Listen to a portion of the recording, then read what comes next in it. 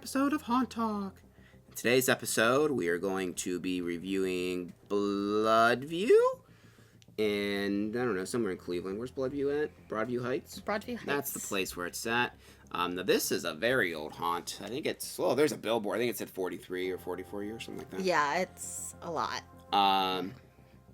This haunt was actually one that was in our documentary, Haunt Behind the Scare, which is free on YouTube because it had this haunted schoolhouse, factory of terror, and Wells Township. Yep. So if you're interested in behind-the-scenes stuff from a few years ago, you can go check that out.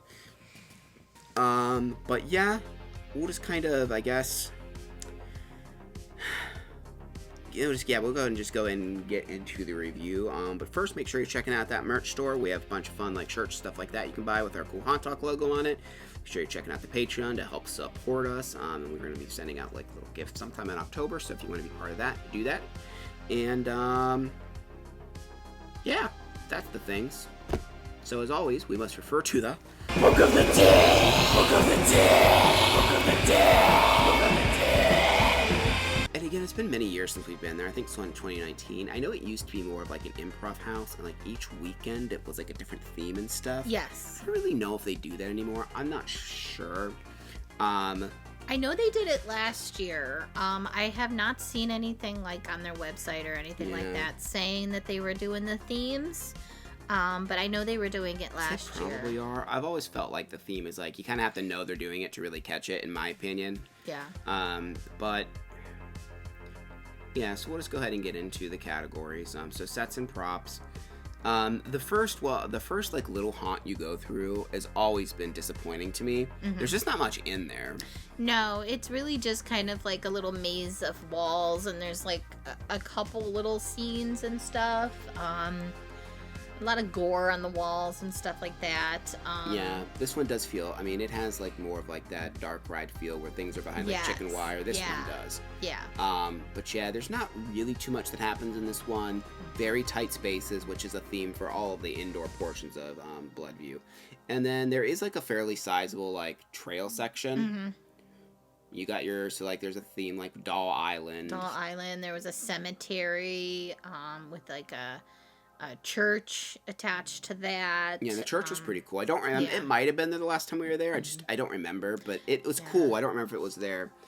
Because I do know they for sure expanded that outside section in more recent years. Because I remember like when we made the documentary, there wasn't that much outside. They've definitely added more to that. Yeah, basically the outside like kind of just attached to that other building, and it was just kind of just a little small area. It was mostly just like the Doll Island kind of area. Yeah, there wasn't too much that I remember. And like there's a crypt you walk through. Yeah, there's like a village. Yeah, a village with some. Those were actually kind of cool, like little like houses and like like a saloon kind of looking thing and stuff like that. That was kind of neat. The trail kind of fizzles out at the end because then there's just a bunch of like walking back and forth with like nothing. Yeah. That there wasn't anything to look at, so I'm like I don't. Orange barrels. Yeah, which I mean there's space to build something there, so I don't know why it's just like I'd probably say like almost. About 2 minutes of walk, a minute and a half, 2 minutes of just kind of walking and just on just a path with nothing. And so like I mean I feel like the main like attraction of Bloodview is like because there's even a second queue when you get to it which is like the main house. Yeah. Now this is one that has the most like sets and props and all of that stuff. And again, it's been a while since we've been there, so it's like hard for me to tell like what was there last time and what wasn't. Some stuff I for sure recognize. Yeah, like the asylum area has always been there. Right. There was a area that was looked like a castle kind of area. There was the area that looked kind of like old town, like city streets, like maybe London or something like that. Because there's like the lanterns on the wall and that. Yeah. They had, I think what was like maybe like a little log cabin. There is a cool like tilty room. It's a fun like thing where at some point throughout the haunt, the whole room kind of like shifts a bit. That was neat. I'd like to see a little bit more stuff like that in this haunt. But again, things are very tight in this haunt because it's not a big haunt. It's like, so they really utilize their space as much as they can by like tightening everything in. There is a obnoxious dark maze in it. Yeah. I'm not a fan of those, but some people like it. I'm sure we got through it pretty quickly, but the main reason I hate dark mazes is because they're just congestion points. Yes. If no one had caught up to you, this is the point where people are going to catch up to you. And unfortunately, we did have, and obviously this is not really the haunted house's fault at all, but both times, the first time we the first walkthrough up to the main house, and then once we entered the main house and waiting in line, we got people caught up to us both times. Yeah. The first people weren't obnoxious, second people were insanely obnoxious. But, you know, that is what it is. The sets and props, I mean, they were pretty good. I did notice some, because a lot of the stuff is pretty much everything there is handmade. Yeah. There's definitely some stuff that needed a little bit of care, like some of the stuff that's, made out of, the styrofoam stuff had been, wiped away by people. Yeah. And it kind of, there was even, these cool, I was outside of one of the mausoleums, I noticed, they had these, cool, little Grim Reapers, but the one Grim Reaper's face was just those knocked were off. Really neat, and it looked like they were hand carved out of wood or something like that. Yeah. And yeah, it was kind of sad because the one was missing its face. Yeah. And you could tell somebody actually took time to make those, and they were really cool because I was like, oh, I kind of want that. Yeah. But for sets and props, we gave them a 7.5. What was there was pretty cool, and I love the handmade nature of it. I just wish there was a little bit more and a little less dead space throughout. Yeah. And some of that stuff could use a little bit of just touching up. I think some of it does, because it's kind of weird. You'll go to a really beautiful scene, then you'll be kind of in ooh, yeah, this isn't close to the last one. But so moving on to actors. So this was definitely the biggest disappointment of the night. Usually that's what Bloodview thrives on, is these improv actors, and they used to touch you, and they weren't aggressive, but they would they would touch you a bit, reach out and kind of do a grab thing, maybe play with your hair or something, caress you. That's a descriptive word. There really was none of them tried to scare us in the first haunt. Yeah. And then when we got to the trail, almost all of them just I don't know if they just followed the group in front of us and they weren't spacing out correctly. They were just kind of walking back and they would look at us. Most of them wouldn't even make a snarl. They would just kind of look at us as they walked by. Yeah, a lot of them were saying hi. There was one area in the village, the three girls that were in the village area, the one that was up high and everything, they all just were hi, how you doing? There was a couple actors that they were just kind of standing there, and they weren't even scowling or anything to be creepy. They just kind of watching and just stood there.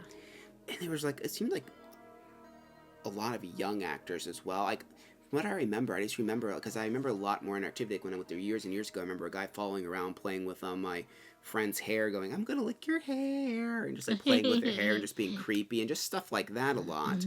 Where we didn't really get any kind of interaction that much at all.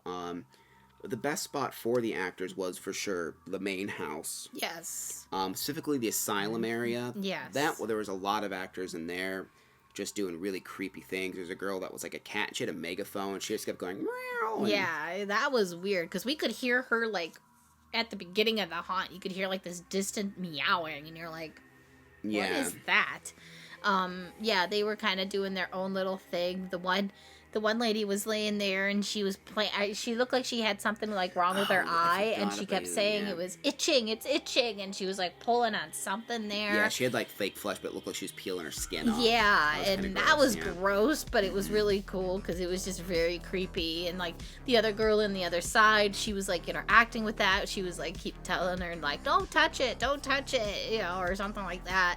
But that area is always really very full of life with the actors. They're always very they do their own little thing. They basically can do whatever they want, because it's just an asylum. You could be crazy if you want to, or you could just make cat noises if you want to, And so that area didn't disappoint, but unfortunately most other areas did. Like I said, there just wasn't much. There wasn't many actors, and the ones that were there just weren't being very interactive, which I feel is really the soul of this place. So it's disappointing to have that. I'm curious to know in the comments if you've been there this year, if maybe we just had a really off night. Not really sure. I just found that kind of weird. But yeah, actors, we gave a 6. Like I said, a few of them were really good, but unfortunately, just not very many, and a lot of them just kind of didn't do anything when they saw us. Yeah. So that moves into scare factor, which obviously with what we said about actors, there's very little jump scares. said they didn't touch us at all this time. The haunted house itself is claustrophobic, and there are some very loud scares. Like one in particular, this guy's a metal bat and hits like this metal plate. Yeah. It'll like blow your eardrums, like almost like shooting a gun off inside a little room. It is so loud. It was very loud. There was a guy that had like a knife, and he like scraped it across the wall. That was actually really cool, and I didn't expect him to do that because he was like coming at me, and then all of a sudden he just went boom, and he just scraped it and like came at us, and it was just it was very startling. That did like get me there. Right. But yeah, it's a very old school kind of haunt.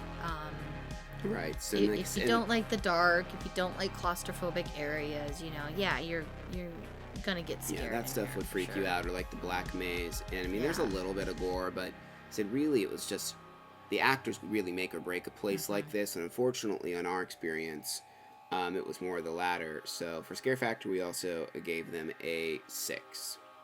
So that moves us on to value.